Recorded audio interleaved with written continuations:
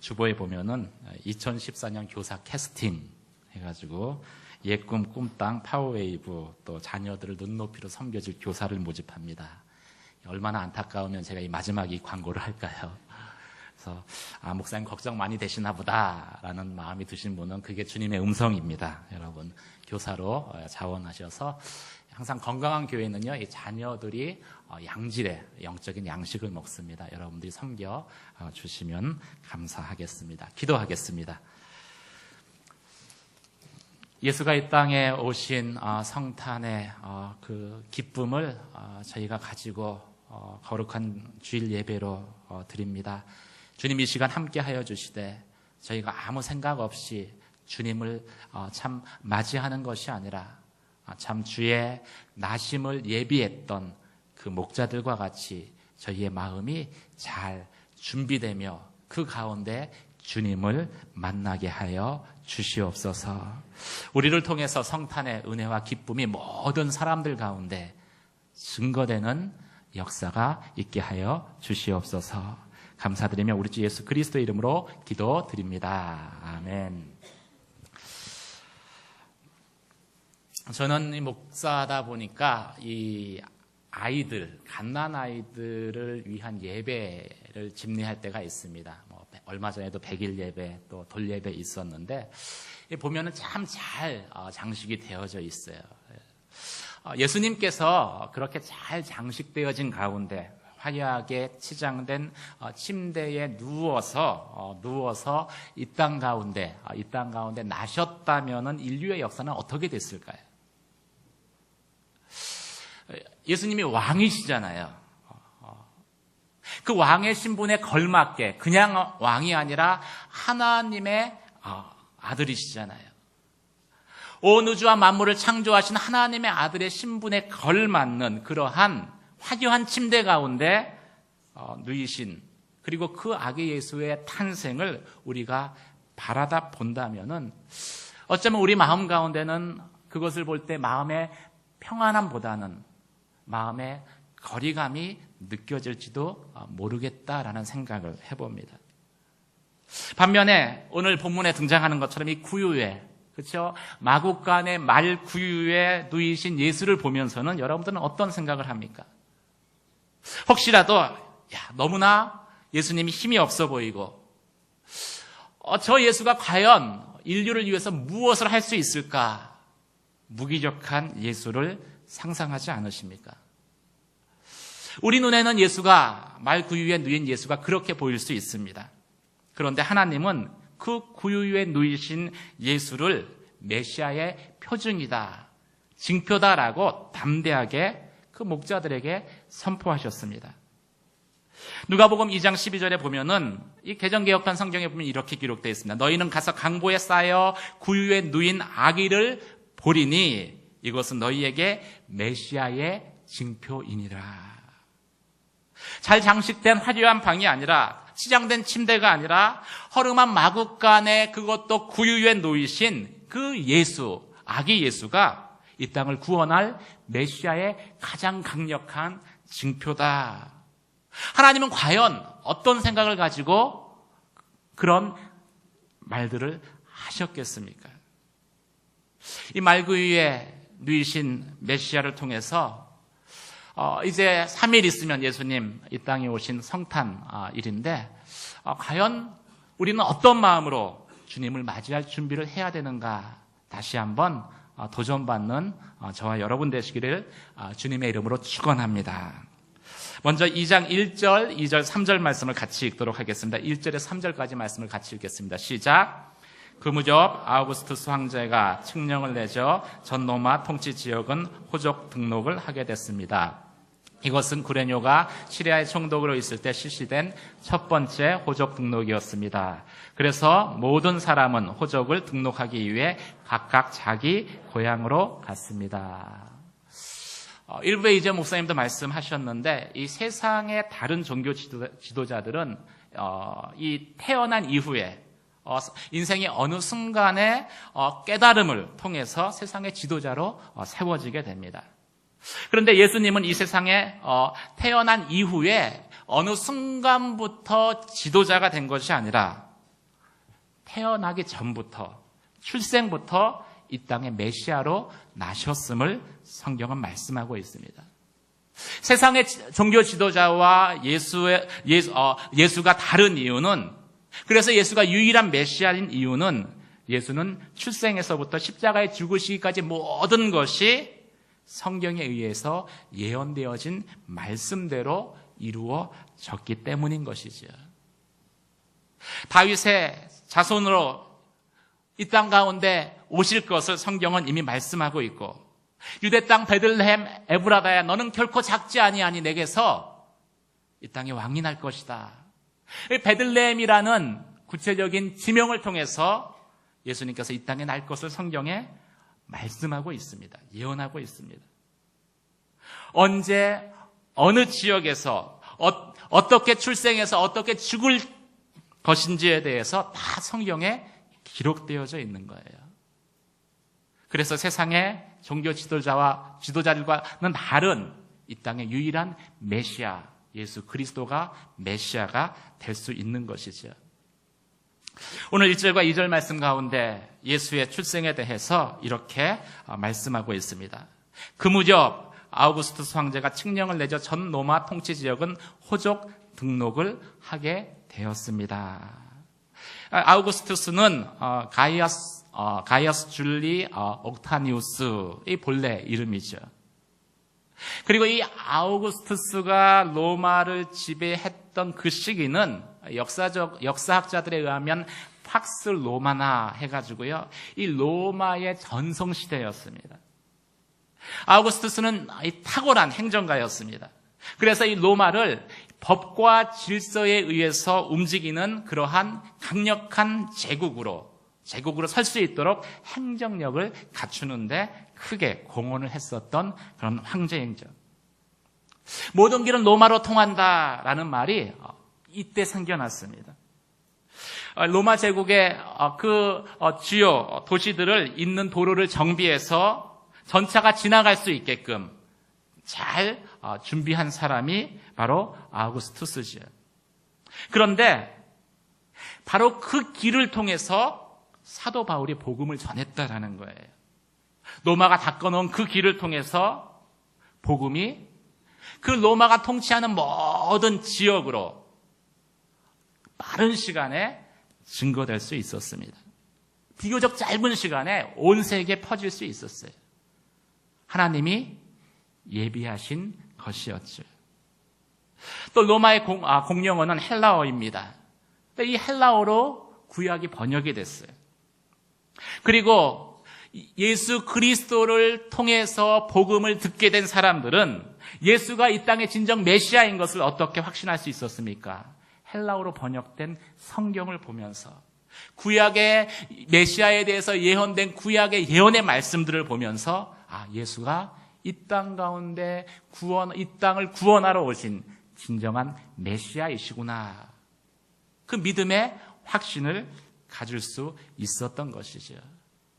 하나님께서 준비하신 것입니다.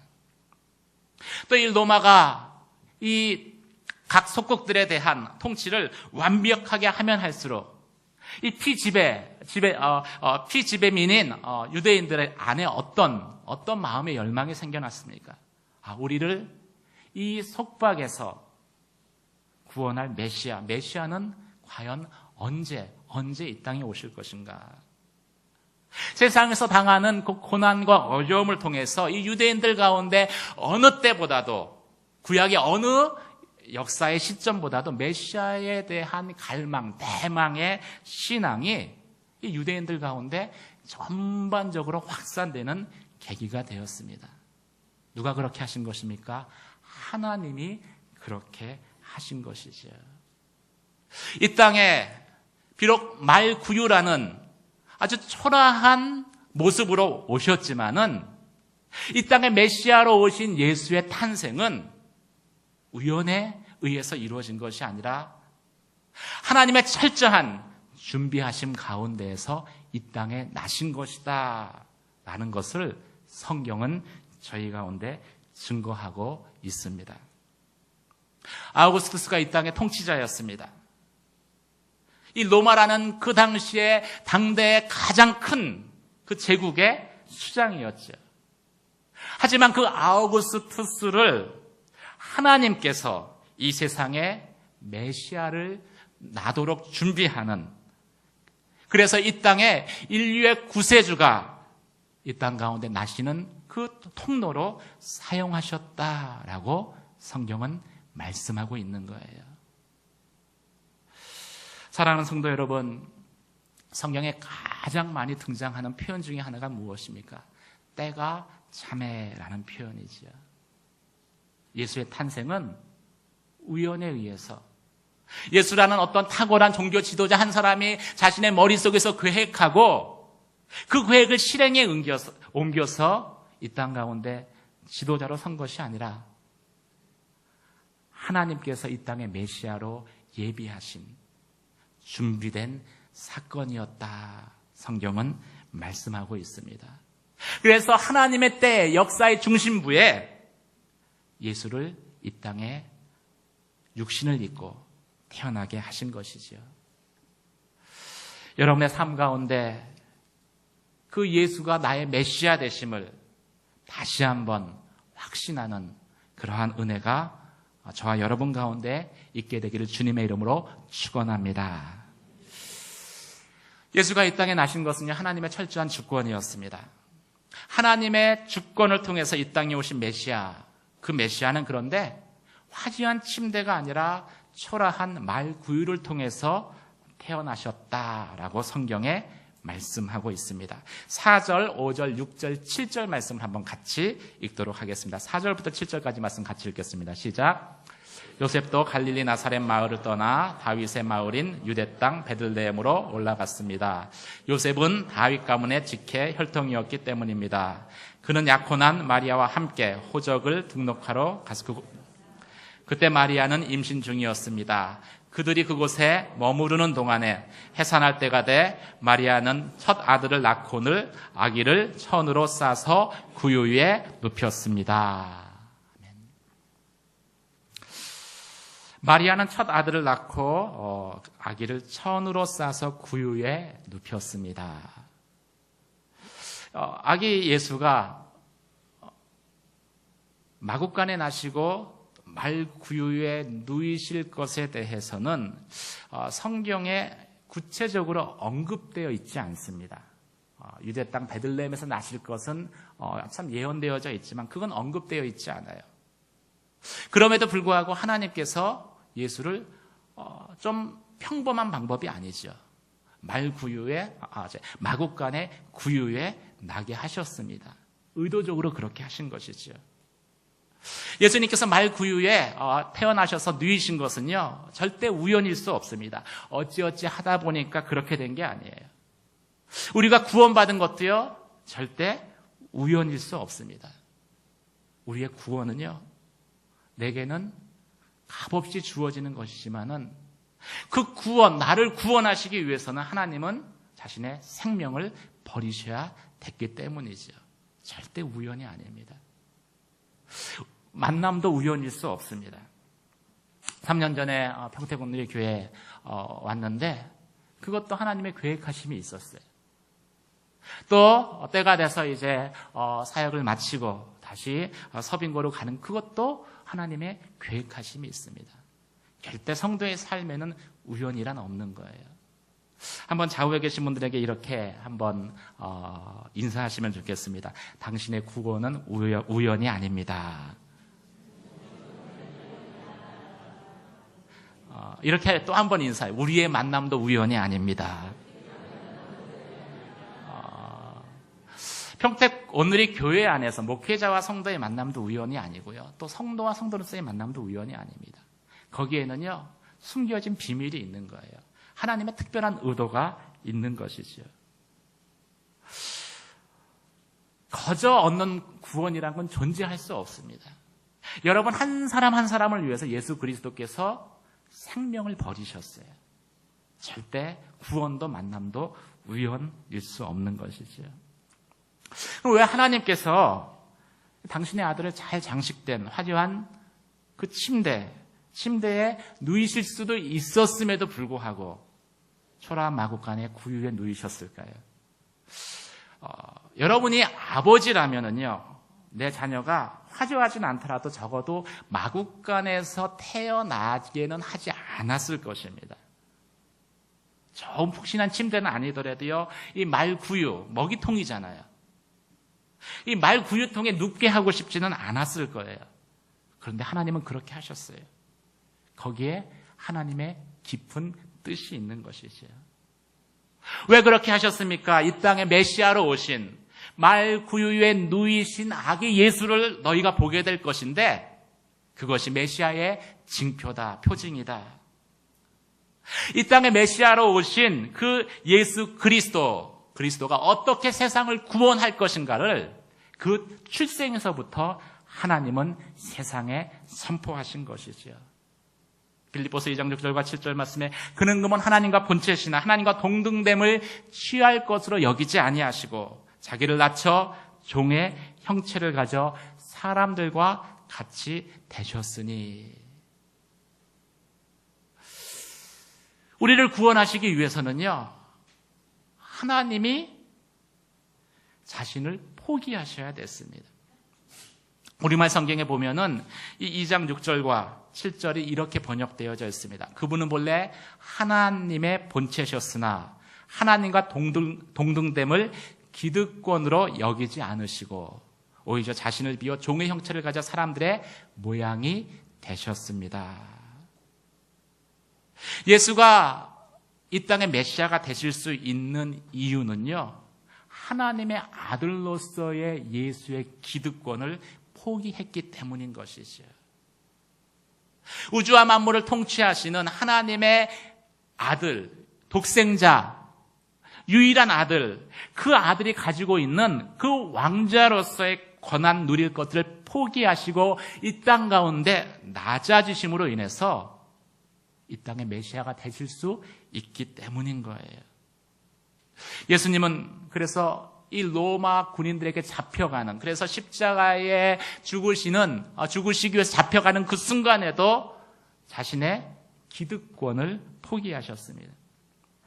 그 잡혀가는 예수를 저지하기 위해서 예수님의 수제자였던 베드로가 칼을 빼서 그 대제사장 말고의 길을 베었습니다. 그때 예수님께서 뭐라고 말씀하셨습니까? 검을 다시 집에 꼽으라라고 말씀하셨죠. 칼을 쓰는 자는 칼로 망하게 될 것이다. 그리고 그 다음에 뭐라고 말씀하셨어요? 내가 지금이라도 7명을 부린다면은 내가 여기서 그 로마의 군인들 한순간에 날려버릴 수 있는 것. 그래서 여기서 내가 도망할 수 있는 것, 여기서 내가 피할 수 있는 것을 알지 못하느냐. 예수님은 십자가에 그 로마의 군인들에게 잡혀가는 그 순간까지도 7명을 부릴 수 있는 하나님의 아들 된 자의 권세를 가지고 있었다라는 거예요. 근데 주님이 그 권리를 사용하는 것을 포기하셨습니다. 자신의 기득권을 포기하셨어요. 왜 포기하셨겠습니까? 그것은 우리에게 자녀됨의 권한을 주기 위한 것이지요.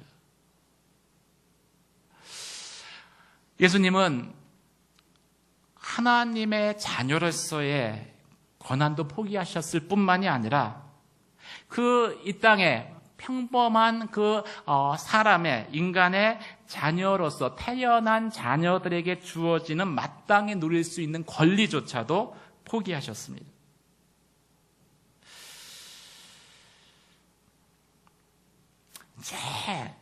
빈국, 가장 가난한 아프리카의 그 초라한 집에, 그렇죠? 못 사는 집에 자녀라 할지라도요, 아들이 태어날 때는 가장 깨끗한 천과 가장 편안한 잠자리를 준비하고 거기에 태아를 누일 것입니다. 근데 예수님은 그 권리마저도 누리지 않으신 거예요. 왜 그렇게 하셨겠습니까? 예수님이 포기한 그 권리를 우리가 누리게끔 하기 위한 것이죠. 자녀지만 하나님의 자녀로서의 그 예수님이 마땅히 누릴 수 있는 그 권리를 포기함으로 인해서 우리가 죽을 수밖에 없는 우리, 죄로 인해서 심판 가운데, 사망 가운데 형벌받을 수 없는 우리가 하나님의 자녀가 되는 권세를 누리게 되었습니다. 예수님께서 뭐라고 말씀하셨습니까? 이제부터 너희를 종이라고 부르지 않을 것이다. 이제부터는 너희가 나의 자녀라 불려질 것이다. 예수님께서 어떻게 세상의 메시아가 되실 수 있었습니까? 그것은 자신이 하나님의 아들 된 자로서의 그 기득권을 포기함으로써, 그리고 자신이 누릴 수 있는 모든 권한을 우리 가운데 나누어 줌으로써 이 땅의 메시아가 되신 것이죠. 사랑하는 성도 여러분, 여러분이 하나님의 자녀 된 것이 그냥 되어진 것이 아니라 자신의 권한을 포기하신 예수님의 섬김, 예수님의 희생으로 내게 주어진 은혜다라는 믿음의 고백을 회복하는 저와 여러분 되시기를 주님의 이름으로 축원합니다. 이 자녀가 된 거는요, 그냥 되어진 게 아니에요. 그런데도 그 예수를 향해서 세상은 어떻게 대합니까? 우리는 어떻게 대합니까? 7절 말씀을 한번 같이 읽도록 하겠습니다. 7절 말씀 같이 읽겠습니다. 시작. 마리아는 첫 아들을 낳고는 아기를 천으로 싸서 구유에 눕혔습니다. 여관에는 그들이 들어갈 빈 방이 없었기 때문입니다. 여관에는 그들이 들어갈 빈 방이 없었습니다. 말구유에 누이신 예수는 철저하게 우리를 위해서 자신의 기득권을 포기하시고 낮아지심으로 인간의 몸을 입으시고, 그리고 인간으로서 태아로서 누릴 수 있는 그 가장 최소한의 기본적인 권리마저도 포기하시고 마구간의 구유에 눕히셨습니다. 그리고 태어날 때 그 구유에 눕혀지셨어요. 그리고 죽으실 때도 그 나무 십자가의 딱딱한 형틀에 매어 달려 죽으셨습니다. 출생부터 죽음까지 철저하게 우리를 섬겨주셨어요.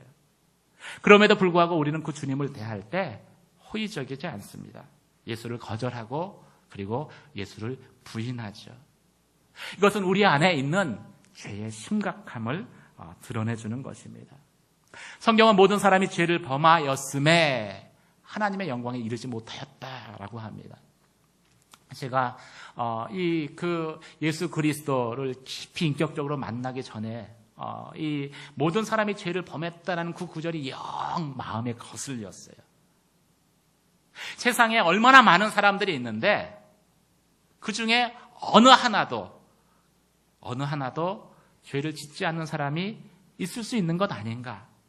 우리가 이야기하는 성인군자가 있는데 왜 모든 사람이 죄를 범했다라고 할까? 성경이 너무 편파적이다. 그런 생각을 가졌던 적이 있었습니다. 그런데 이 말구유에 누이신 예수를 보면은요, 우리가 어쩔 수 없는 죄인이구나라는 생각을 인정할 수밖에 없습니다. 물론 베들레헴, 예수가 나셨던 베들레헴이라는 곳이 큰 도시는 아니에요. 작은 도시입니다. 그런데 작은 도시지만 거기도 사람들이 살고 있고 많은 집들이 있었을 것입니다. 도시라고 칭해질 정도면은요, 어느 정도의 그래도 규모가 되는 거겠죠. 그곳에 있는 사람들은 대부분 유대인일 거예요. 구약의 말씀을 아는 사람들입니다. 근데 구약 성경에는요, 나그네와 행인을 대접하는 것이 최고의 미덕이다라고 신앙의 행위로서 추천하고 있습니다. 제가 이란에 성경 목사로 4년 있었는데 그 사람들은 이슬람이에요. 이슬람은 구약의 말씀을 문자적으로 쫓아갑니다. 그래서 이 나그네들 대접하는데 얼마나 호의적인지 몰라요. 근데 적어도 제가 만났던 그런 이란 사람들보다 구약의 유대인들은요, 훨씬 더 나그네와 행인에게 우호적이었을 것입니다. 그런데도 불구하고 만삭이 된 여인이 출산을 할 수 있는, 그리고 산후조리를 할 수 있는 방이 없었다라는 거예요. 여관이라는 곳이요, 방이 하나 있는 곳을 여관이라고 이야기하지 않습니다. 보통 여관이라고 이야기할 때는요, 적어도 서너 개의 방들이 있었을 거예요. 정이 많은 한국 사람들의 정서라면 분명히 이렇게 했을 것입니다. 이 산딸이 돼서 이렇게 배가 부른 그쵸, 부부가 와서 아이가 좀 막 나오려고 하는데 방을 좀 주세요 그러면은요, 손님이 다 찼다 하더라도 그냥 그 두 방에 있는 사람들 한 방으로 몰아가지고 방을 마련해 줬을 거예요. 어떻게 보면 그게 인지상정이죠. 그런데도 불구하고 성경은 이 땅에 메시아로 오신 예수 그리스도, 출생부터 십자가의 죽음까지 철저하게 자신의 기득권을 내려놓고 인류를 위해서 희생하기 위해 오신 그 예수 그리스도, 그 예수 그리스도가 이 땅에 나실 때, 그 예수가 나실 때 비교적 안락하게 나올 수 있는 방을 얻지 못했다라는 거예요. 따뜻한 방을 얻지 못했다라는 거예요. 바꿔 이야기하면 어떤 사람도 예수를 위해서 방을 내주지 않았다라는 것이죠. 마치 마태복음 22장에 보면은요, 혼인잔치를 주인이 이제 준비합니다. 그리고 종들을 보내서 다 사람들을 이렇게 초청을 해요. 내가 성대한 잔치를 준비했으니까 그냥 와서, 이 잔치에 와서 그냥 아무 조건 없이 값없이 먹고 마시고 즐기십시오. 그런데도 불구하고 사람들이 오지 않습니다. 여러 가지 이유를 대고 오지 않아요. 나는 바빠서 올 수가 없습니다. 나는 밭을 돌봐야 돼서 올 수가 없습니다. 나는 아이 공부를 가르쳐야 되니까, 현대로 이야기하면 아이 공부를 가르쳐야 되니까 올 수 없습니다. 마치 예수님 좌우편의 강도, 두 강도가 있었잖아요. 근데 처음 만난 그 예수를 아무런 안면식이 없었는데 그 강도 중에 한 강도가 끝까지 거부하잖아요. 그런 것처럼 세상은 이 땅에 메시아로 오신, 자신의 가진 것을 우리를 위해 다 주기 위해서 오신 그 예수를 끝까지 거부하는 것이죠. 예수가 나실 방을 내어놓지 않습니다. 우리 안에 죄악됨이에요. 인간 안에 있는 죄성인 것이죠. 그래서인지 몰라도 성탄이 되면은요, 항상 이렇게 그 올라가는 연극이 있어요. 인터넷을 보니까 32년째 계속 그 연극이 해마다 성탄 때 올려진다 하더라고요. 빈방 있습니까? 여러분도 아마 주일학교 때 한두 번은 이렇게 보던지 아니면 했을 그 연극입니다. 올해도 빈방 있습니까? 라는 연극이 여기저기서, 교회에서 또 어떤 극단에서 공연된다고 하더라고요. 빈방 있습니까?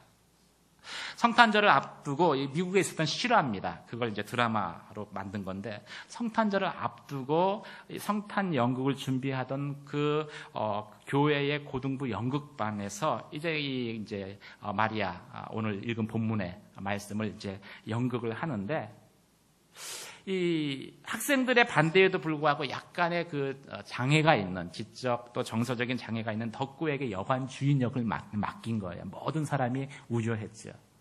그런데 어떻게 해서든지 이 소외된 아이를 좀 한번 세워보려고, 자신감을 주고 성취감을 주려고 덕구에게 여관 주인을 맡겼습니다. 그리고 덕구도 진짜 열심히 노력했어요. 대사 하나하나를 애워서. 그래서 그 열매가 맺혔습니다. 눈물겨운 연습으로 연극을 잘 준비하게 됐어요. 근데 문제는 잘 준비해서 12월 24일 날 이제 사람들이 그 객석을 가득 메웠죠. 메운 가운데 이 연극이 드려질 때 생겨난 거예요. 마리아가 만삭한 몸을 이끌고 이제 그 출산을 하기 위해서 베들레헴의 여러 집들을 두드립니다. 빈방이 있어요. 빈방 있습니까? 사람들이 다 하나같이 방 없어요. 방 없어요. 거절을 하는 거예요. 마지막 이제 드디어 덕구의 차례가 됩니다. 여관 주인. 이제 문을 두드리고서 빈방 있어요. 빈방 있습니까? 아이가 곧 나오려고 해요. 근데 그러면은 빈방 없습니다. 이 짧은 한마디 대사만 하면 되는데 덕구가 당황하는 거예요. 얼굴이 막 울그락불그락 하면서 울먹울먹 하면서 사람들이 막 옆에 재촉합니다. 덕구야, 방 없어요. 방 없어요. 그런데 그럴수록 얘가 더 당황해요. 더 울먹울먹하다. 그러다가 마지막에 울음을 터뜨려 보는 거예요. 으앙 하고서 울면서 방이 있어요. 우리 집에 방이 있단 말이에요. 예수님, 우리 집에 와. 우리 집에서 낳으시면 돼요. 예수님을 마구간에 누일 수가 없어요. 그러면서 울어버리는 거예요. 막이 내리고 영국은 아수라장으로 끝났죠. 그런데 이상하게 이 제대로 연극이 끝나지 않았는데, 아수라장으로 끝났는데 그 연극을 보고 들어가는 사람들의 마음에 덕구가 울먹이면서 했던 말이 이게 메아리 치는 거예요. 우리 집에 방이 있어요. 예수님, 우리 집에서 나시면 돼요. 마구간은 너무 추워요. 구유는 너무 딱딱하잖아요. 우리 집에 방이 있으니까 우리 집에 오세요. 사람들이 방 없다고 하면은 우리 집에 오세요. 제 방이라도 내어드릴게요. 어쩌면 덕구가 했었던 이 마지막 고백이 예수님의 탄생을 기다리는 성도로서 우리들이 가져야 할 우리의 마음이 아닌가라는 생각을 해보게 됩니다. 여러분들의 빈방은 준비되어 있습니까? 예수님을 이 땅 가운데 나게 하실 빈방을 준비하고 계십니까? 저는 그 생각을 해봤습니다. 내가 주님께 내어줄 빈방은 뭘까? 오늘 말구유에 누이신 예수님, 하나님의 아들이시만 자신의 모든 기득권을 포기하고 그 딱딱한 그 말구유에 누이신 예수님, 그렇게 우리를 위해서 참 희생하시고 섬기셨는데 그 예수님에게 방 하나를 내어드리지 못하는 우리들의 모습, 나의 모습, 그 가운데에서 내가 주님께 내어드릴 방은 무엇일까? 한번 질문을 해보게 되었습니다. 혹시 여러분들 가운데 그럼에도 불구하고 나를 사랑하셔서 십자가에 죽으신 예수 그리스도, 그분이 참 나의 구세주가 메시아가 되신 것이 은혜라는 고백을 여러분 안에 지금도 간직하고 있습니까? 은혜인 거예요. 예수를 내 안에 모셔드린 게 은혜인 거죠.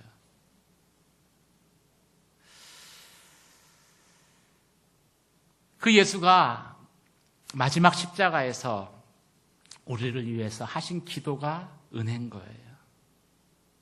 마지막에 예수를 못 박아라 소리치는 군중들을 향해서 십자가상에서 주님이 저들을 바라보시면서 이렇게 기도하셨다라고 성경에 기록하고 있습니다. 주여, 저들의 죄를 용서해 주십시오. 저들은 자신이 무엇을 하는지조차 몰라서 저렇게 하는 것입니다. 하나님, 저들은 저렇게 할 수밖에 없는 거예요. 그러니 저들의 그 죄에 대한 책임을 저들에게 돌리지 마시고 나에게 돌리십시오. 내가 십자가를 지겠습니다. 그래서 은혜인 거예요. 우리는 방 없어요 하고 주님을 거부했지만, 모든 권리를 포기하고 섬기기 위해서 오신 그 주님을 거절했지만, 그 주님은 나를 위해서 마지막 십자가에 지신 가운데에도, 십자가에 매달리신 가운데에도 그런 우리를 위해서 이런 기도를 하셨기 때문에, 저들이 몰라서 그러는 것입니다. 그리고 우리를 구원해 주셨기 때문에, 우리를 자녀 삼아 주셨기 때문에 나의 구원, 내 안에 예수가 거하시는 것은 은혜일 수밖에 없는 것이지요. 어쩌면 우리가 주님께 내어드릴 빈방이 무엇입니까? 그것은 모든 것이 은혜입니다 라는 그 은혜의 신앙 고백이 아닌가라는 생각이 되어집니다. 우리가 은혜로 시작했다가요, 어느 순간 나의 공로를 주장하기 시작합니다. 은혜로 시작했다가 어느 순간 나의 능력을 주장하기 생각하기 시작을 해요. 은혜를 시작했다가 어느 순간 나의 경험을 더 의지하게 됩니다. 그런데 말 구유에 누이신 예수의 모습을 통해서, 그 예수의 메시아 되심을 통해서 하나님은 우리에게 다시 한번 잊어버렸던 은혜를 생각나게 하십니다. 여러분의 삶 가운데, 특별히 2013년 이 한 해 동안 있었던 모든 일들에 대해서, 아니 감당할 수 없는 구원에 대해서 하나님의 은혜입니다. 그 은혜의 고백을 하는, 그래서 주님께 그 고백을 통해서 여러분의 방을 내어드리는 저와 여러분 되시기를 주님의 이름으로 축원합니다. 은혜인 거예요. 저도 지난 3년을 쭉 되돌아보면은 은혜라는 고백이 가장 먼저 나오는 고백입니다. 제가 참 열심히 섬긴다고 했지만 제가 내세울 공로가 어디에 있겠어요? 또 제가 능력이 있어봤자 얼마나 많은 능력이 있었겠어요? 그리고 제가 경험이 많아봤자 얼마나 경험이 많겠어요? 미숙하고 부족하지만 그럼에도 지난 3년을 되돌아보면은요, 제 마음속에 남는 한 단어는 은혜라는 단어입니다. 하나님의 은혜였구나. 저는 평택 온누리 교회 모든 성도들이 은혜를 고백하는 믿음의 공동체가 되기를 주님의 이름으로 축원합니다. 은혜를 고백하면요, 내가 주장할 게 없어요. 내가 내세울 게 없습니다. 내가 말할 권위 없어요. 은혜를 먼저 이야기하면은요, 모든 사람과 연합할 수 있습니다. 하나 될 수 있어요. 그리고 은혜를 이야기하면은요, 진짜 하나님의 은혜가 내게 부어지는 거예요. 예수님을 생각하십시오. 그분은 하나님의 아들됨의 기득권을 포기하시고 우리에게 은혜를 베푸셨습니다. 새로 목사님 오시는데 여러분, 그 은혜의 고백이 여러분 가운데 있게 되길 주님의 이름으로 축원합니다. 목사님 오셔서 내일부터 새벽 예배 이제 기도 인도하실 거예요. 어메이징 그레이스잖아요. 그래서 많은 분들 오셔서 하나님의 은혜를 선포하는 그런 역사가 있게 되길 주님의 이름으로 축원합니다. 은혜를 통해서 참 평택 온누리 교회로부터 하나님의 놀라운 소식들이 들려지는 그러한 은혜의 공동체, 그런 믿음의 공동체 되기를 주님의 이름으로 축원합니다. 같이 한번 찬양하고요. 제가 찬양 안 해요. 삑사리가 나서. 근데 한번 이 찬양 같이 한번 하고 기도했으면 좋겠습니다. 은혜로다 주의 은혜, 놀라우신 주의 은혜. 시작됐네. 우리 주님의 능력이 삶을 다스리고 새롭게 하네. 자유하네. 죄와 사망으로부터 나의 삶은 변하도다. 충만하네. 은혜로다 주의 은혜. 은혜로다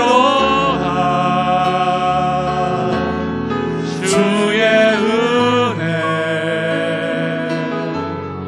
한량없는 주의 은혜. 은혜로다 주의 은혜.